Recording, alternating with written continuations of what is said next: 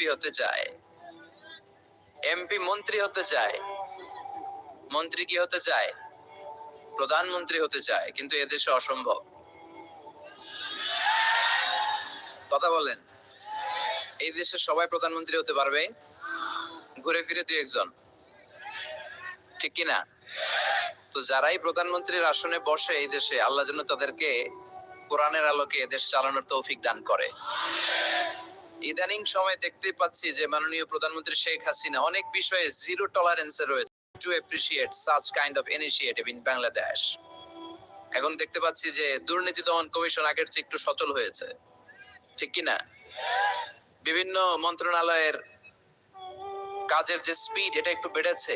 এটা হয়, এটা যেন সাময়িক সময়ের জন্য না হয়, এটা যেন একটা কন্টিনিউয়াস প্রসেস হয়, তাহলেই বাংলাদেশের উন্নতি হবে। চিল্লায় বলেন ঠিক কিনা? আমরা জনসাধারণ, আমরা খেটে খাওয়া মানুষ, আমরা খুব বেশি কিছু চাই না। আমরা চাই নিরাপত্তা, আমরা চাই দুবেলা দুমুঠো খেয়ে পড়ে থাকার অধিকার, আমরা চাই কথা বলার স্বাধীনতা, আমরা চাই চিন্তার স্বাধীনতা, আমরা চাই আসল অর্থে স্বাধীনতা। চিল্লায় বলেন ঠিক কিনা? এরকম একটা দেশ যেন আমরা করতে পারি, আল্লাহ তৌফিক দাও। তাহলে যার আছে যত বেশি, তার চাহিদাও তত। এজন্য বিষ্ণু বলেছেন, উনজুর ইলা মান হুয়া আসফালা মিন, তোমার চেয়ে যে নিচে আছে তার দিকে তাকাও, তোমার চেয়ে যে উপরের দিকে আছে তার দিকে তাকিও না। উপরের দিকে তাকালে তোমার কষ্ট লাগবে, কিন্তু নিচের দিকে তাকালে তোমার শুকরিয়া আদায় করতে মন চাবে, ঠিক কিনা? রাহিমাহুল্লাহ, নাম শুনছেন না? ওনার একবার আর্থিক ভাবে খুব খারাপ অবস্থা যাচ্ছিল, ওনার পায়ে জুতা ছিল না, কি ছিল না?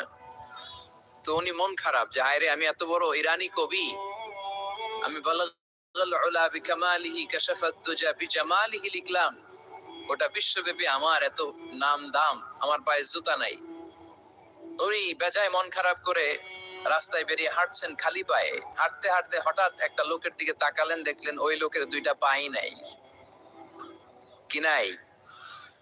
পা নাই। এবার উনি আল্লাহর শুকরিয়া করেন যে আল্লাহ অনেক দিয়েছো, অনেক দিয়েছো, শুকর আলহামদুলিল্লাহ। এজন্য আপনার যে খারাপ অবস্থানে যে আছে তার দিকে একটু তাকান। আপনি আপনার অবস্থানে সন্তুষ্ট না, কিন্তু অনেকে আছে আপনার অবস্থানে আসার জন্য সংগ্রাম করে যাচ্ছে। আপনার অবস্থানটা, আপনার বর্তমান অবস্থানটা অনেকের কাছে স্বপ্ন। সে স্বপ্ন দেখে আপনার জায়গায় পৌঁছার। এজন্য সব অবস্থায় শুকরিয়া করতে হবে। কার? সূরার নাম সূরাতুত তাকাসুর। সূরার নাম কি?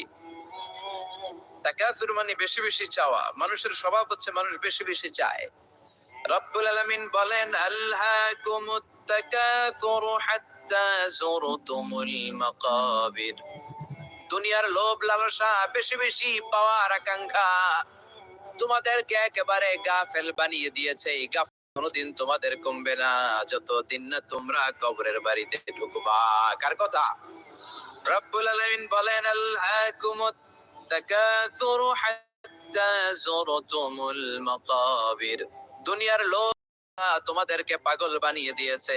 এই গাফলতি পাগলামি কোনোদিন তোমাদের থামবে না যতদিন না তোমরা কবরে ঢুকবা। কার কথা? কবরে আমাদের ঢুকাই লাগবে, বাঁচার কোনো উপায় আছে? একদিন মাটির ভেতরে হবে ঘরে মন আমার, কেন বন্ধ দালান ঘর, প্রাণ পাখি উড়ে যাবে পিঞ্জর ছেড়ে, ধরা ধামে সবই রবে তুমি যাবে চলে, বন্ধু বান্ধব যত মাতা পিতা দ্বারা সুত সবই হবে তোমার পরে মন আমার, কেন বন্ধ দালান ঘর। একদিন মাটির ভেতরে হবে ঘরে মন আমার, কেন বন্ধ দালান ঘর। ঠিক কিনা? কিনা? মাটির ভেতরে আমাদের যাওয়াই লাগবে, বাঁচার কোনো উপায় আছে? এজন্য রব্বুল আলামিন বলেন, দুনিয়াতে বেশি বেশি লাগবে, আরো বেশি চাই। এই প্রাচুর্যতার লোভ, সম্পদের লোভ, ক্ষমতার লোভ তোমাদেরকে একেবারেই গাফেল বানিয়ে দিয়েছে। আখিরাতকে একেবারে বেমালুম তোমরা ভুলে গিয়েছো।